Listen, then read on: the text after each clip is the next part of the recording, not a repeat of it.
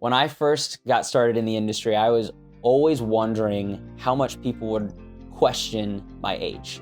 Especially when I was a 20-year-old, a junior in college. Surprisingly, I could count probably on a handful of times that someone's asked me how old I am. It's not as much about how old you are, but how disciplined you are in the work that you do and how much more work you're willing to put in.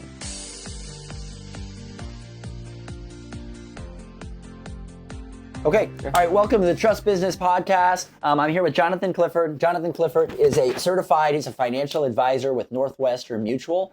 Thank you so much for being on, Jonathan. Of course, thank you for having me. Awesome.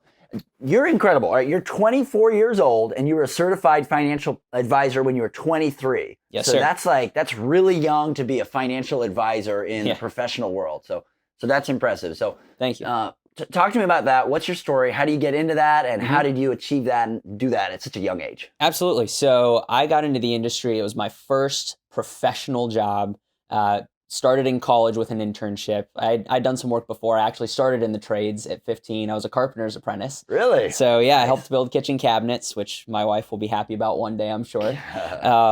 But when I got into college, I was trying to find something that I could always learn new behaviors, new patterns. I loved seeing how businesses worked. And when I started seeing how financial advisors could both help businesses, business owners, the other consummate professionals that are in businesses, it really caught my eye because it was a practice that I could see I always could learn in. Like I could always see an ability to continue to learn, continue to grow.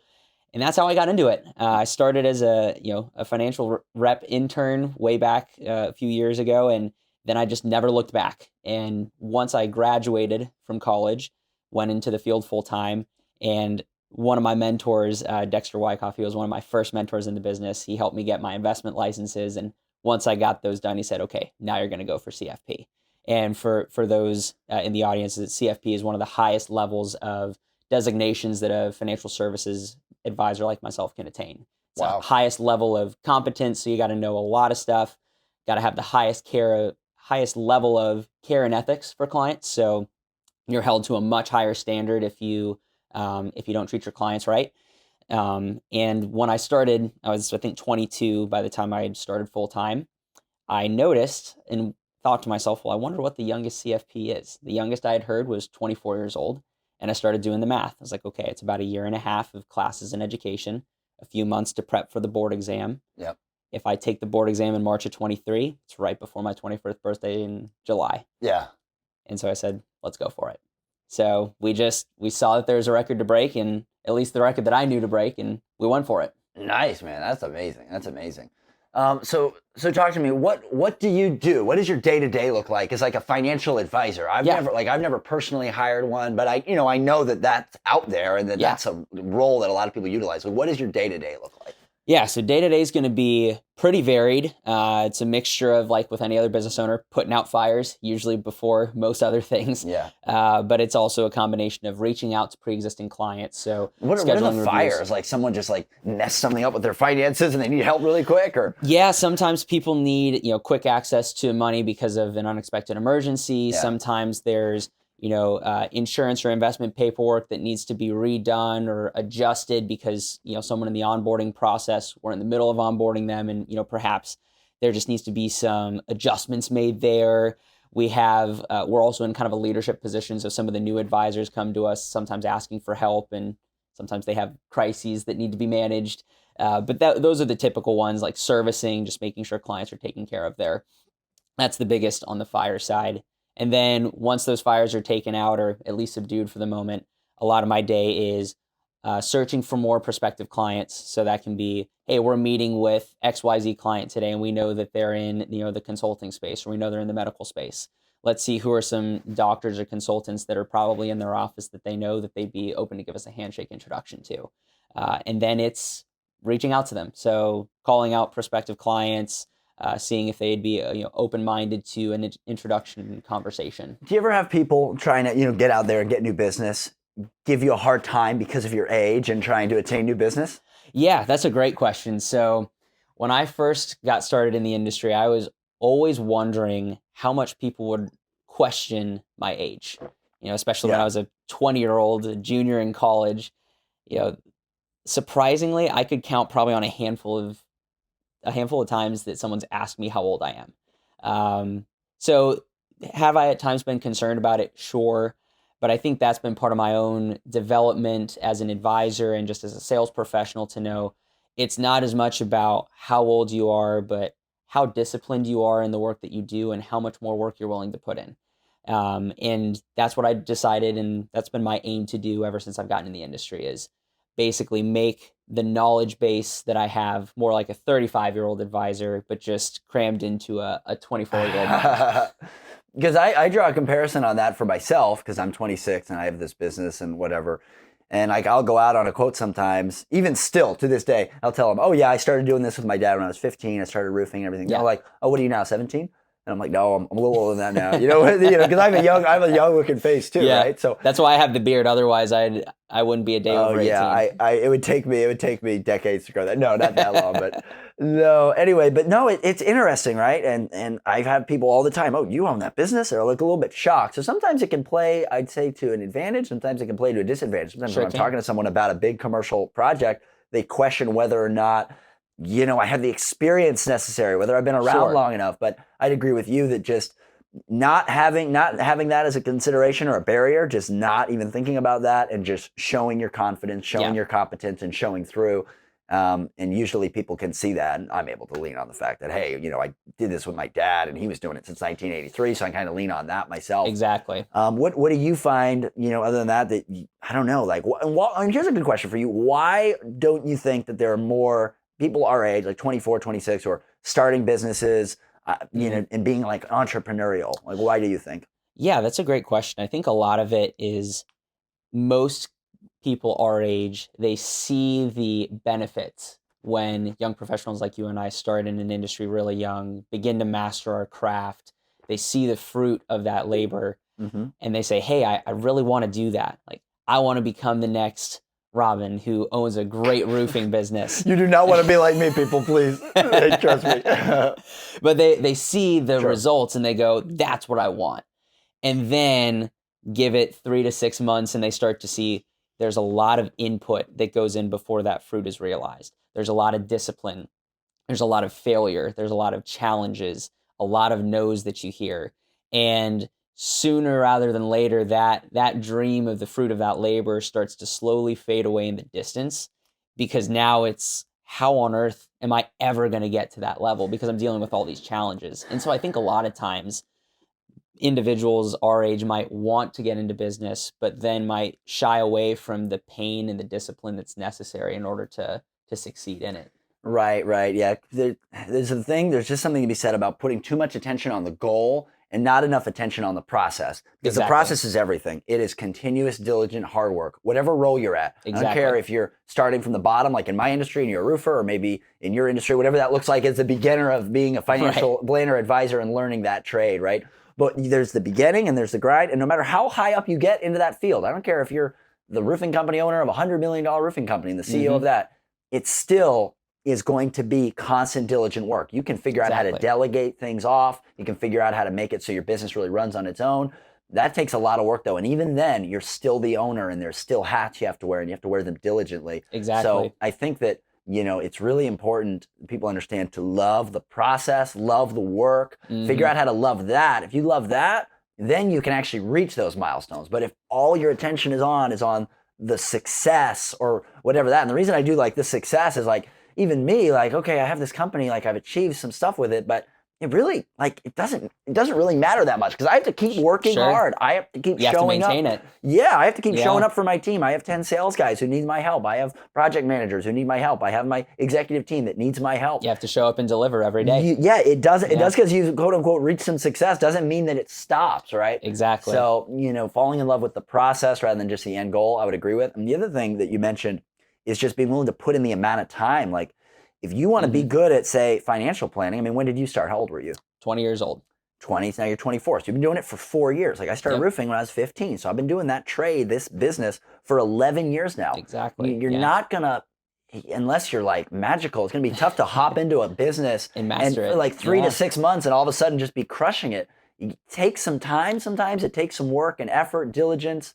And so I agree there. I completely agree. I mean, even though I've been in the industry for probably close to 4.5 years now, it's not until the last probably 13 to 16 months that I have started to see the fruit of everything that I've started to build for the first 3.5 years. I'm starting to see my skill sets grow, starting to see the opportunities that are coming to my senior partner and I be more what we were aiming towards since the beginning, right? But a lot of that was the 3.5 years before of learning, like you said, the consistent discipline. That's tantamount. Any successful individual that I've seen, whether it's another wealth advisor, whether it's another entrepreneur in a different business, they all have one similar trait, and it's they are not afraid to embrace pain, and they're not afraid to embrace failure. In fact, they pursue how are ways that I can fail, find a way to not do it, and then find a better way to now master this process. And that is, I completely agree with you. That is 100% what it takes to be a successful entrepreneur in anything. And if you give it enough time, you're going to be good at it. Yeah. Yeah, it's true. And, and like you said, embrace failure. I completely agree. I mean, the amount of times I failed in trust roofing is far greater than the amount of times I've succeeded. I swear, way more. I mean, I fail all the time, and it's just, okay, good. How do I do better at this next time? How do I fix this? How do I handle this? How do I win? And then sometimes you'll get big wins, and the big wins are bigger than the little losses. Exactly. And that's kind of the way that it works. But keeping your attention on that, and not being afraid to fail. The worst thing is you fail, and then guess what? You get back up, and you've learned a way that doesn't work, and you can go do it again. So that's absolutely right. Those are really good mindset points. I completely agree with those. Okay, so like as a financial advisor, what's give me a number one thing that you're constantly helping people with, or seeing, I don't know, like a misconception out there about, I don't know, money or how to deal with finances, or something that you're just really coming in and helping. What's like a big misconception out there? That's a great question. I would say at a high level, it would be approaching finance with the right behavior and the right attitude. Kind of going back to starting a business. It's very similar, right? There's a lot of unmet expectations, or perhaps sometimes unrealistic expectations when it comes to financial planning, right? I'm going to invest and it's going to grow at an exponential rate. A lot of younger investors specifically, right? The last 10 to 15 years have been a really good time for the stock market, to where you could throw a dart at a board blindfolded, pick a stock, and it probably did you pretty good. Yeah. Now we're getting into a period of time where we're going off the back end of a pandemic and massive economic consequences due to that. We're in an environment where we never know if there's going to be a recession, if interest rates are going to start to fall, and then what comes there. It's now become a very complex environment, right? The muscles that get you up a hill are not always the same muscles that help you get down the hill without scraping your knee. And in financial planning, it can be very similar, right? So making sure that you have a proper investment strategy, even starting before that, a proper savings philosophy. What is your view of how you save and invest money? Are you someone that has a certain lifestyle they want to have? And if so, what do we do to get there? And how do we make sure we're not living that lifestyle prematurely just because maybe we can leverage some debt to get there? Those would be probably some big things. And then the other I'd say is just making sure some of your basic risks are managed, right? Insurance planning is not a very fun part of financial planning conversation, but the CFP board puts it as step number one: make sure your insurances are in place, whether that's personal insurances, home and auto, right? If you own a business, commercial and liability, those are massive aspects too. We could be great advisors. You could be a great saver, but if something goes wrong in those areas and you don't have the right coverage, there's not much we can do for you. Yeah. Especially if you've got to come out of pocket for it. Yeah. So those would be probably the big things that I would say. Gotcha. So basically, same thing. Kind of, we're talking about entrepreneurship or creating your own business or doing your own thing as a professional, similar to financial planning. Not thinking that because there's a lot of that out there right now. Whether it's out there on Facebook or on Instagram, you're seeing guys just like, whoa, the next big crypto thing. Oh my God, and crypto and this and that. And I remember when I was I don't know, say 18, 19, I got into that a little bit. I was watching YouTube videos, and these guys are saying how they make so much money. So I got into trying to do it. And I'm trying to day trade crypto, day trade this stock, that stock. And everybody says how you're going to make all this money. And I'm doing it. I'm like, man, this sucks. Like I was losing money. I'm like, damn, but everyone's out there just crushing it, right? And there are people out there who do. It does exist. But like anything, like what we're talking about, those people have skill sets that are associated with doing that thing, right? And a hyper focus on it. And a hyper focus. They put in the work to get there, right? Yep. It's not just like, oh, you're going to jump in and be some day trader and you're going to crush it. So I realized that was not something that was good for me. Main reason for me is I didn't feel like I like this. I like people. I like talking to people. Yeah. I like working with people. It's all and I didn't like staring at a computer. Yeah. Like I didn't feel like I was doing enough for the world. That was that was my thing. But to each their own. There's some people who crush it that way. But people can see that and get the perception that that's how investing should go. Exactly. To be like, good, throw it in that house. And it's just gonna make me all this money. Throw it into that apartment, and then I'm gonna have this cash flow. Like, yeah, but there's so much work that goes into any of those things. Whether it's like flipping, real estate, stocks, crypto, Forex, all these things that are like big out there right now. Yeah, you can do well in them, but like anything, that's out there, it's going to take a lot of work and discipline, and you have to have some patience, and it might not be for you. And if that like quick kind of way is not for you, then like what you're saying, just investing in like stocks and just being patient. Sometimes, like what does Warren Buffett say, right? He's like, don't buy a stock unless you plan to just own it pretty much forever. He's like, I don't buy a stock unless I'm cool with owning it forever. Or if he doesn't know what it's about. Exactly. Yeah. And the way that we look at it, especially for business owners, entrepreneurs, or those that like to be in more aggressive investment vehicles, right? You have really 3 buckets of money, and everyone does. You have your home run bucket, you have your aggressive bucket, you have your safe bucket. Yeah. Home run is your business, Forex, crypto, the things that you're going to outpace the market if you do it well and you crush it, right? Yeah. There's nothing that an advisor is going to be able to do to compare to that rate of return. And they're not meant to, right? That's your area of specialty. The second bucket is the more aggressive, right? That's probably more traditional investments in the in the stock market, right? Mutual funds, ETFs, diversified portfolios. It's not meant to be your home run, because a home run is, hey, we hit a grand slam or we strike out. Right. Aggressive is we're consistently hitting singles and doubles over the long term. Right. And then your safe bucket is going to be the money that you have set aside, the capital, the 401k. Yeah. Or even more conservative, right? Or cash equivalents, things that are there and safe and stable if the market goes down 20%. And that gives us more confidence to invest aggressively, and a lot more confidence to go for the home runs and the grand slams, because we know, hey, we have a safe bucket of money set aside. We also have aggression, but we also have the home run, right? It's a lot like a football team, right? Every team player has a different role, a different strength, different weakness. Same with financial planning, right? If you have a team full of linebackers, you're going to have a terrible offense. But if you have a team full of wide receivers, you're going to also have a terrible defense. And you're not going to get to the Super Bowl or get anywhere close, right? Every team player has a different strength characteristic. And I think that is what most people look to an advisor for, is that perspective, and sometimes sharing with them, hey, you're exactly right. What we're recommending to you is not like this other thing that you're looking at. But that's purposeful and that's intentional, because this is fulfilling a different team duty compared to what you're considering. Right. There's offense and defense. It's like me, like, great, I got this roofing company I'm pushing, right? That's my, like you said, that's like your big play. But then also like, I own a house. I own, some properties, right? That's like a little bit more, okay, that's there no matter what, separately from the business. Yeah, absolutely. Exactly right. So in the football analogy, you're Tom Brady. Yes. We're the head coach. We're the ones making sure that when you need to recruit a new player onto the team, right, every person's going to have different goals, different ideas. Yeah. But the goal is, okay, this is the team you have right now. Who's the next player that we need to recruit? Or maybe who's the player that we need to spend some time in training to make sure that they get strengthened to really build your overall diversification. So that's exactly what we do. I love it. I like the team and sports analogy. I really like that. I compare that with business too, because you're just, it's very comparable. It's competitive. Yes. It's hard work. It's sweat. It's whatever. Agreed.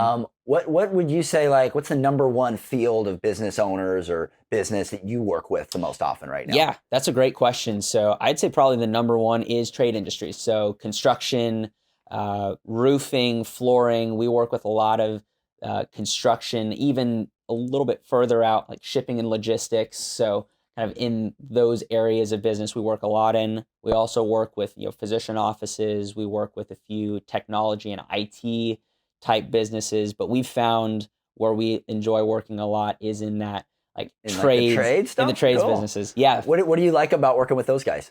I think a lot of it is they're a lot like my senior partner and I. We run at a fast pace. We want to make fast decisions. We got a lot of things that are juggling all at once.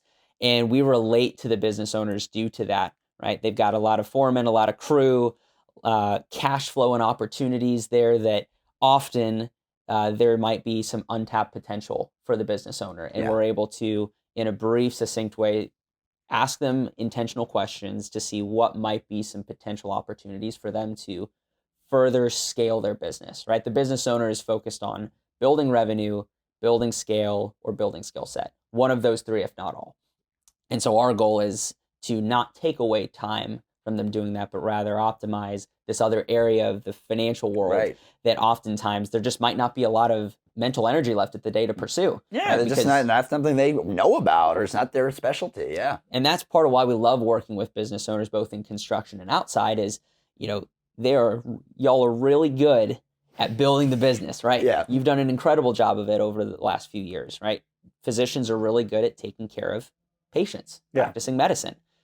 Owning the business, managing the business, as I'm sure you've learned over the last few years, totally different beast to handle. Oh yeah. In balancing with the other. And so being able to bring in that second perspective. Yeah, sometimes it sounds funny, but I sometimes long for the days of like just being on a roof and I'm tearing it off in the sweltering hot sun and I got the fiberglass all over me and I'm bringing bundles up the ladder. Sure. It's hard. That hurts your body. That's tough. That's really tough. But it's running the business and owning it, it's a different type of tough. So exactly. I love it. I love what I do. But sometimes you long for the simplicity of that rather than the complexity of all the issues that you face as a business owner. Completely understand. Absolutely.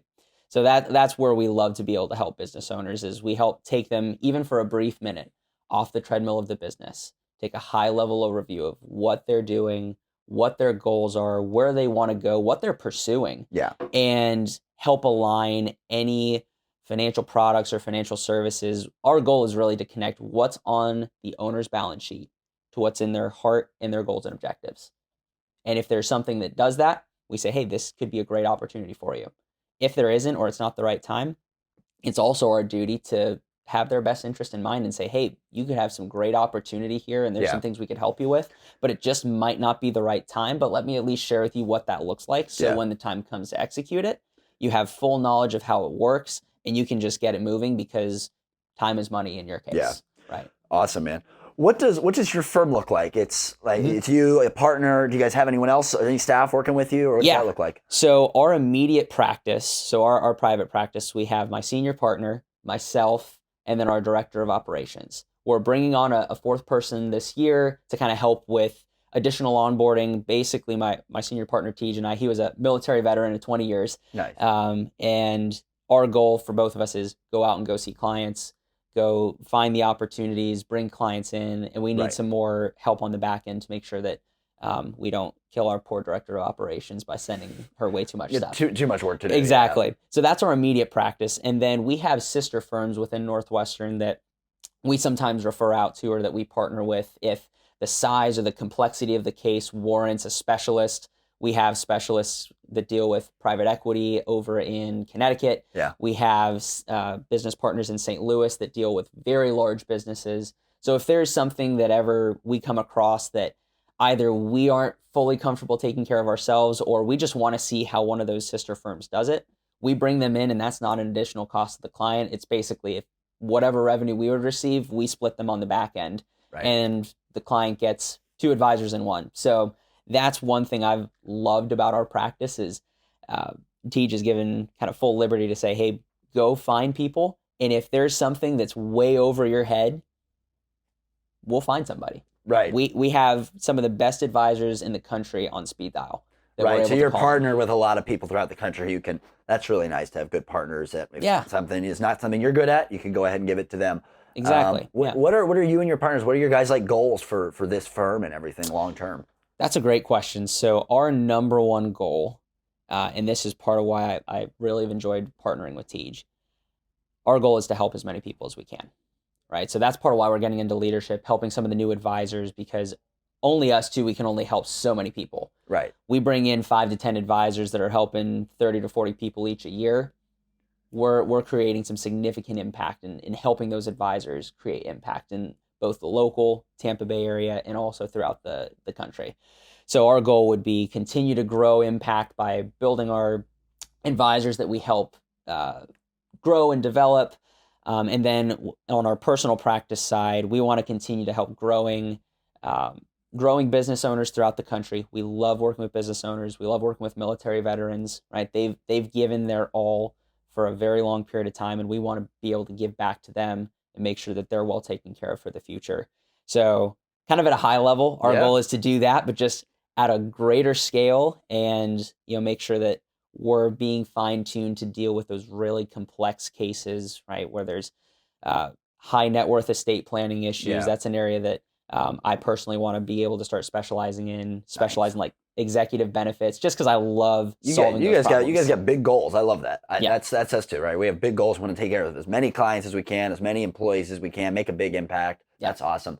How long have you guys had big goals like that? Were that always that way, or did that come on like more recently, like when you guys started to get better at it, or like when did that onset? That's a great question. So I would say it's been there from the very beginning. Really? Nice. So when I initially partnered with my senior partner, he wanted to continue to grow and help as many people as he could.